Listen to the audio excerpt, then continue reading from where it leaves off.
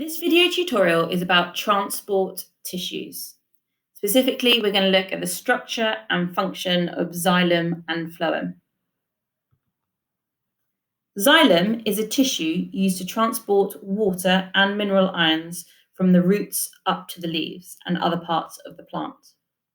Xylem tissue consists of vessels to carry the water and dissolve minerals, as well as fibres to help support the plants. It also consists of living parenchymal cells, which act as packing tissue to separate and support the vessels.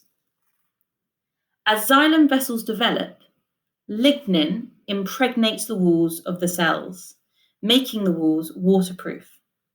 This kills the cells. The end walls and contents of the cells decay, leaving a column of dead cells with no contents, a tube called the xylem vessel.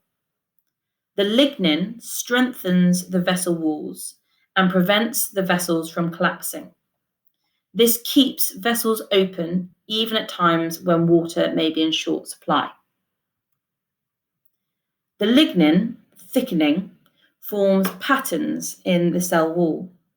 These may be spiral, annular, which are like rings, or a network of broken rings. This prevents the vessels from being too rigid and allows some flexibility of the stem or branch. In some places, lignification is not complete, leaving gaps in the cell wall. These gaps form pits or bordered pits. The bordered pits in two adjacent vessels are aligned to allow water to leave one vessel and pass into the next vessel. This also allows water to leave the xylem and pass into living parts of the plant. Xylem vessels carry water and mineral ions from the roots to the very top of the plant because they are made from dead cells aligned end to end to form a continuous column.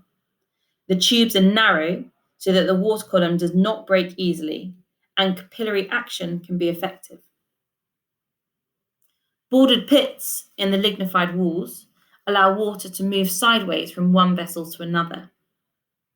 Lignin deposited in the walls in spiral, angular, or reticulate patterns allows xylem to stretch as the plant grows and enables the stem or branch to bend. The flow of water is not impeded because there are no cross walls. There are no cell contents such as nucleuses or cytoplasms, and the lignin thickening prevents the walls from collapsing. We're now going to think about phloem.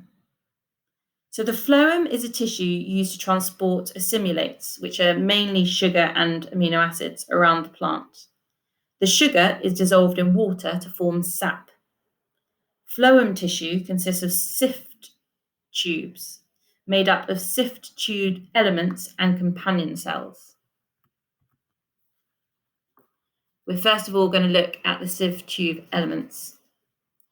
Elongated sieve tube elements are lined up end to end to form sieve tubes. They contain no nucleus and very little cytoplasm, leaving space for mass flow of sap to occur.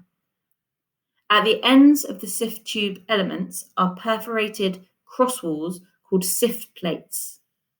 The perforations in the sieve plates allow movement of the sap from one element to the next.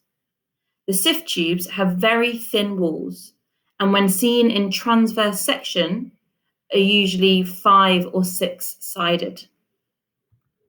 We'll now finish by looking at companion cells.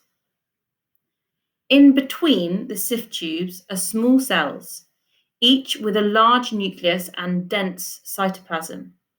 These are the companion cells. They have numerous mitochondria to produce ATP needed for active processes.